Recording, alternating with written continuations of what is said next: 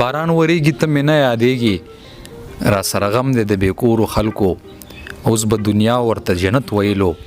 زمونږ وطن کو د نورو خلکو د سکړی مخام اوریدونکو کتونکو د دې وطن درنو پښتنو لیکوالانو شاعرانو د محبتونو احتراماتو سپیشل ډالۍ پلاس یو ځل بیا تاسو په درن چوپړ کې تاسو ادبي ملګری رحمان نادان حاضر دی قدرمندو د سټریم تلوري ډېر نوموړ شاعر استاد شاعر او په فلسفه باندې مین شاعر استاد شاسود صاحب را سره ناشته کوي په دویم ځل باندې راغلی ما دلته پیښور کې د انسټیټون ته نږدې دلته ژوند کوي ډېرې هلې ځلې کړي د پښتو ادب لپاره ولای کوي موږ ورته ژوند غواړو دعا به ورته کوو چې نورې هم ژوند شي او ښه ژوند ولري سر د ټول نه مخکې خو درته ډېر سلامونه او احترامات خوشحاله اوسئ وعلیکم السلام خپلو ټولو اورېدونکو ته مې هم سلامونه او نیکې هیلې سر ډېره زیاته مننه خوشحاله یم چې بیا مو وینم الله دې دغه شاندې موقع بیا راولي زه ستاسو ډېر زیات مشکور یم چې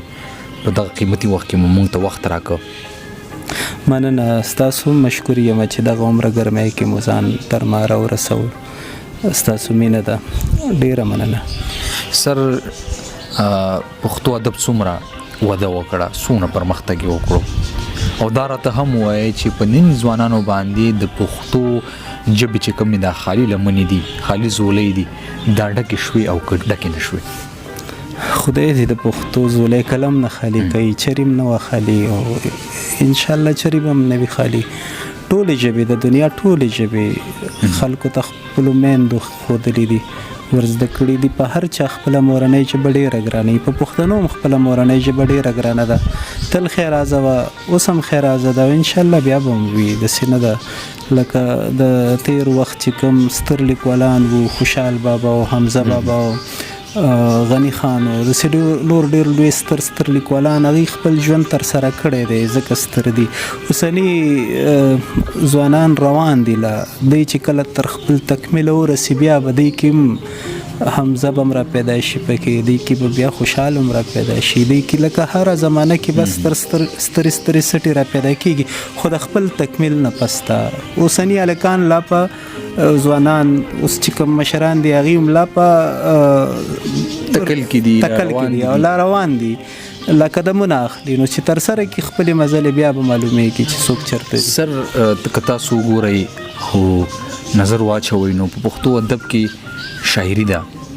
چې نوې ملګری راشي یا نوې شاعر راشي نو اکثر له د غزل نه شروع کوي دغه نورو اصنافو ته چې خیال کېږي نو بیا پکې ډېر وخت تېرلی ولې یو شاعر داسې نه راپورته کېږي نه پیدا کېږي چې هغه غزل هم ولیکي او د غزل سره په نورو عبورو باندې هم هغه لیکل وکړي یاره زه ستاسو دې نظر سره نه یم متفق لکه د غزل شاعران د اول نه د غزل شاعران وي وروستو بیا نظم ته نه اوړي هماغه د غزل شاعران پاتې کېږي څوک چې د نظم شاعران وي هغوی اول نه د نظم شاعران وي روان وي دغسې نو ضرور نه ده چې څوک دې هم غزل نه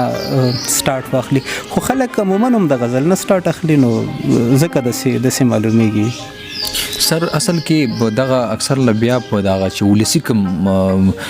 شاعران دي هغې دغه ګیلې کوي اکثر په مجازي نړۍ کې یا په ریډیو باندې یا رسانو کې یا په اخبارونو کې دغه سوالونه هم راپورته کوي چې غزل ډېر زیات شو ستاسو په خیال باندې د غزل لیکلی نشي ځکه دا خبرې کوي او که نه څه بله وجه هم شته غزل نه دی زیات لکه دغسې زیات دی چې ښه ډېر خلک یې لیکي خو د پښتو ساخت دغسې دی لکه هر کس کولی شي چې غزل ولیکي لکه اردو ژبه کې هر کس نشي کولی چې غزل ولیکي هلته ګران دی د عروض د سیسټم ډېر ګران دی هغه ارکان یې ګران دي هغه ارکانو ته بیا ټکي وراړول او هغې نه شعر سازول لکه د جملې نه مصره سازول په نورو ژبو کې شاید چې دغه عمر آسان کار نه دی پښتو کې ډېر آسان کار دی ځکه پښتو کې غزل هم ډېر دی بیا غزل وخت سره چاڼ کېږي چې کومې ښې غزلې دي هغه وړاندې راځي بلکې نن سبا خو ډېرې تیزی سره وړاندې راځي د سوشل میډیا دونه ډېره ده چې لږ هم ښه شعر وي داسې خلک یې په سر سترګو پورته کړي نو ښه شاعري راپورته شي او چې کومه ښه شاعري نه وي لکه کومې خبرې چې لکه خبرو په سطح باندې چې کوم شعرونه یې هغه د خبرو په سطح پاتې شي چې کوم د خبرو د سطح نه ستر شعرونه هغه خلک خوښوي خلک یې یادوي په حافظه کې ساتي یو بل ته وي په د ژوند په هر پلیټ فارم د دغه شعرونو حوالې بیا خلک ورکوي نو ژوندي پاتې کېږي. سر دا اخري سوال کومه ځکه وخت هم ډیر زیات مختصر دی ول تاسو نو بخواګه شیرونه او ځکه تاسو سره مخ کې مرکه هم شوی و پای کې ډیر باسم کړو د باس خونم کوي د خبرو ځکه خبره مزه کوي خو اوس داسې دی چې ډیر مینوال دي زموږ غوښتنه کوي چې شاسود سپتلاټ شي او د غیر شیرونه ریکارډ کوي نو دغه ذاتی سماسو غوښتنه وی او اخري سوال کوم سر چې دا سړي لارې شته په پښتو ادب کې څوک رومانیت طرف ته لاړ شي څوک بل طرف ته لاړ شي لته تاسو پښتو چې تاسو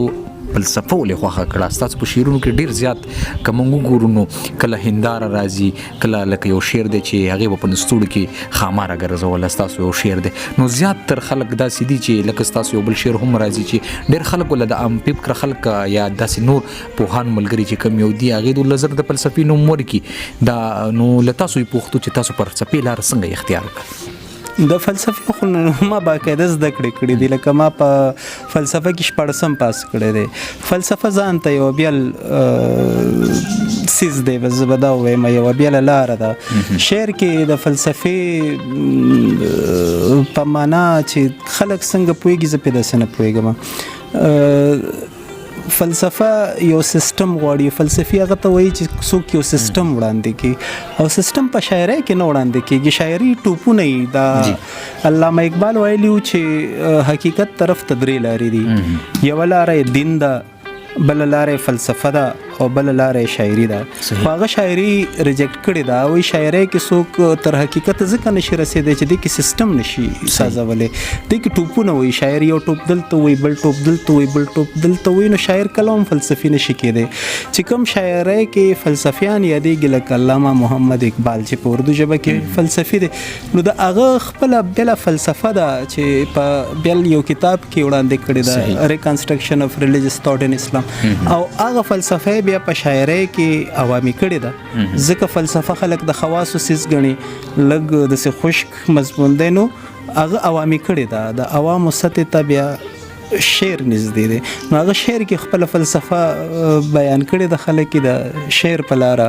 راخلي خو هغه باقاعده فلسفه لوستې وه هغه هم 14 پاس کړی فلسفه کې ځکه هغه ته فلسفي سر ما اوریدلی هم دی استاسو له خولې نه مې اوریدلی چې تاسو اردو شاعري هم کوئ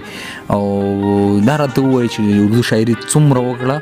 څومره تعداد کې ده او دا غي نه مو پراتونکو کتاب چاپ کوي اکنه اراده مشتکنه دا غي کتاب تیار پروت دی خو زی چاپ کوم نه بلکې کوم د سی پبلشر می په نظر کې نشته چې هغه خور کې راته کتاب چاپول آسان کار دی چې چا کتاب چاپ کړي دی هغه پویږي په دې خبره کتاب چاپول انتهایی آسان کار دی کتاب خورول انتهایی مشکل کار دی تر خلکو رسول یې ګران کار دی نو د سی کوم پبلشر ګورم چې ازما کتاب تر خلکو رسي بیا او کتاب ته ما نامه هم غوړه کړی دا محبت سرسری قصہ نہیں ہے راټول کړه مې د تقریبا تیار دی چې کمپوز ته ورکم حکم پبلشر پسې ګرځم او اوسګاری غمنه ورته خدای دیو کی سر چې هغه تاسو کتاب هم چاپ شي د اردو او موږ ته ډیر څه زده کو سر په اخره کې یو څو شیرونه ته وای چې موږ ته هم خون واخلو او دغه ملګری ته هم خون واخلي په دواړو سترګو ولنه شیرونه بخپل موبایل کې ګورم بیا به وایم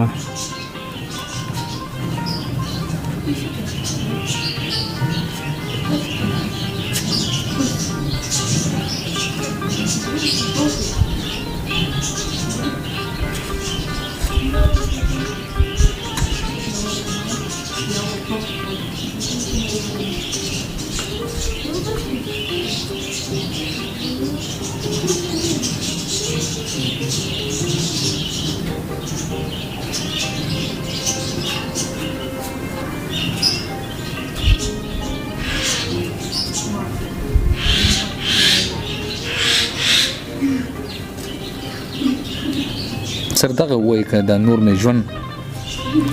د غزل یو څو شعرونه دي او د کې نور می ژوند د انتظار په ژبه ګران دی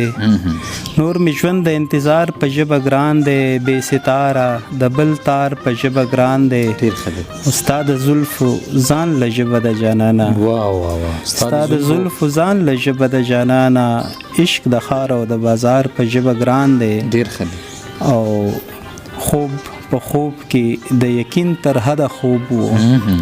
خوب په خوب کې د یقین تر حده خوب وو اوس چې ویښ شو د بیدار په ژبه ګران دی ډیر ښه دی اوس چې ویښ شو د بیدار په ژبه ګران دی او ستا د حسن بلبل توپ کولی نشم ستا د حسن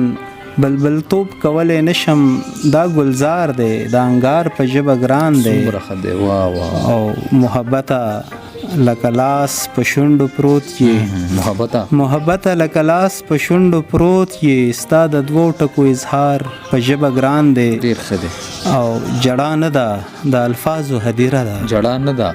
جړا نه ده د الفاظو هدیره ده دا د سرو سترګو خمار په ژبه ګران دی ډیر ښه دی واه واه او آخري شعر دی چې دلته څوک هم سوله نه غواړي سعوده دلته څوک هم سوله نه غواړي سعوده دلته څوک هم سوله نه غواړي سعوده دا ډایلاګ د هر کردار په ژبه ګران دی ډیر ښه دی سعود صاحب ډیره زیاته مننه چې موږ ته مو وخت راکړ خوشحاله اوسئ قدرمندو بالکل دغه استاد پروفیسر شاه سعود صاحب چې خوندور شعرونه مو ته هم واورېدل او داسې د فلسفې په اړه باندې د علامه اقبال په دلیلونو باندې بحث هم واچولو نظر یې په واچولو تر بلې مرکې پورې خپل ادبي ملګري رحمان نادان ته اجازت ورکوي ښاد او باد او بریالي اوسئ